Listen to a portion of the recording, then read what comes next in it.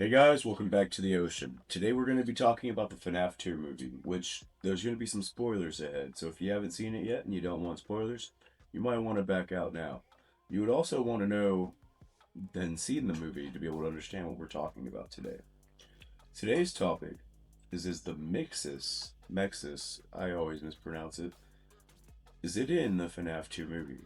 I believe it is. I believe it's in the pizzeria, and I'm going to show you all the evidence data to support it. From the very beginning, Five Nights at Freddy's 2 shows us to understand what we're watching with both dialogue and visual clues. Before anything happens, before the danger reveals itself, the film even sneaks in a reference that we're all too familiar with. And once you notice it, you're not going to be able to stop seeing it. One where Charlotte, through the marionette, is embedded into the story in more ways than we know.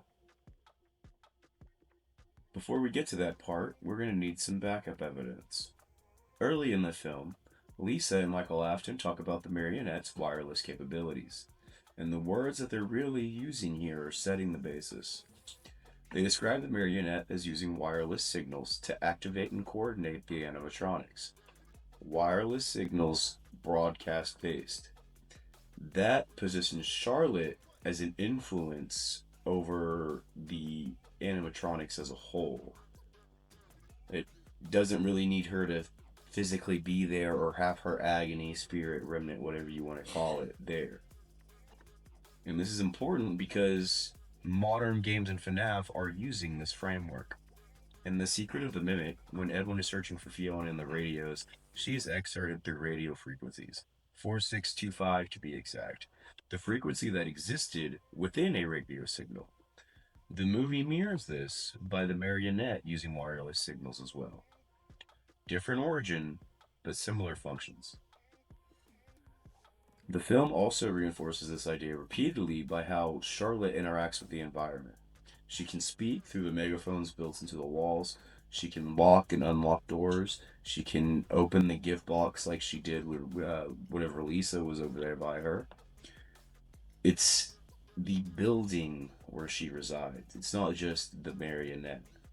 Vanessa gives us emotional explanation.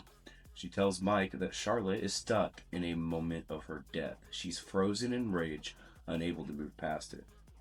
That description closely mirrors how the M2 program is framed in Secret of the Mimic. Not emotional in a human sense, but locked in a loop, a violent state that cannot resolve itself. We see more of the connection to Secret of the Mimic in the music box, which is quoted to keep her asleep while playing a lullaby. It suppresses her, it keeps her dormant. This mirrors the role of Sleepytime Moon in Secret of the Mimic, where he's running underground and his entire purpose is to put you back to sleep, and the whole time he's singing Brahms' lullaby. In both cases, with both Sleepytime Moon keeping the Mimic program asleep, however you want to believe it, or the music box keeping Charlotte asleep, the threat isn't removed and it's keeping that constant within itself. Now we're going to go and look at the opening credits. Specifically, this scene right here. Look at how the TVs are arranged. They're not stacked randomly, they form a structure that closely resembles the MXES that we've already seen in modern FNAF. At the top of that structure sits the marionette, much like the entity in Ruin, Sleepytime Moon and Moon.exe, and even Fiona in F10 in 4 herself whenever she's the sun inside of the program. Below her, the other animatronics are separated into their own different compartments, the different 3 shelves of the MXES. And this also includes the marionette animatronic itself. So we're being shown that the marionette is also disconnected because Charlotte is in the entire building, much like how the storyteller ran throughout the entire building through Tales of the Pizzaplex, much how like F10 and 4, the MXES and Secret of the Mimic ran throughout the entire manor. Now, we're going to go back and we're going to see this imagery of Charlotte being in control again in the security scene with Mike in the office. Mike is overlooking a poster that's literally showing the marionette waving a wand, directing the toy animatronics. And underneath it, it says the gang, like you're the band, I believe, could be a reference there. Nothing solid on that point. But the point of the marionette directing and controlling them, that's very direct. And that's the point. And we're actually told that in the movie whenever Mike asks whenever Mike asks Vanessa about the ghosts in the movies, she says, no, it's just Charlotte, and Charlotte's controlling the rest of them. And then whenever Mike asks Vanessa about it inside of the security office, she confirms that the marionette uses wireless signals to control them, yet again reinforcing the idea that Charlotte's influence is through these wireless signals. They're doubling down on these wireless signals for a reason. The movie could have explained her in mystical terms. It didn't. It keeps using this technological language. And as the scene keeps playing, Mike takes control of the security computer.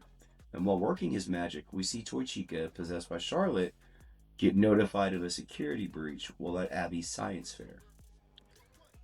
I see what they did there. And just like in Demeter of Monsters and Mainframes, also Dale Gribble, she just is like, spider drones. Oops, I mean the withered animatronics. After Mike, this action of Toy Chica accessing the toys from Abby's science fair is actually a pretty big clue for the next piece of evidence. And this is where everything can get pretty pinpoint specific. On the system information screen, we see references to low-level system functions. And more importantly, we see two active processes running at the same time. I can't really make out what the first word is here, but we can clearly make out that the second word is tracker. And we know that Mike is the tracker because in this scene, he is tracking where the animatronics are. But at the same time, there is also another process connected to the system that's running. And we go back to look at Toy Chica, it's Charlotte, because she's the one who's activated the withered animatronics as well, showing she's in the system.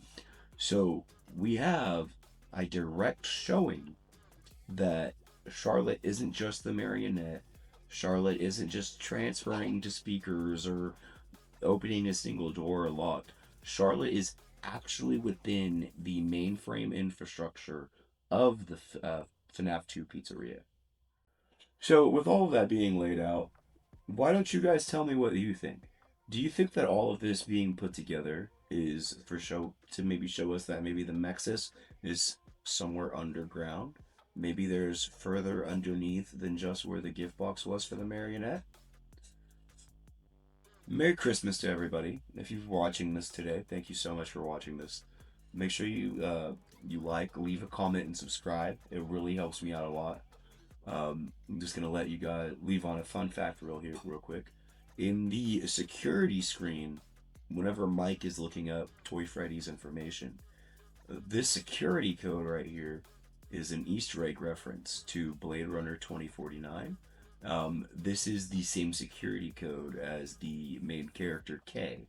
And Blade Runner 2049 and FNAF share common themes of robots thinking they're people or they're supposed to be recreated as people. So I just thought that was pretty neat. Again, I hope you guys are having a Merry Christmas or Happy Holidays, whatever you celebrate. Keep floating in the ocean.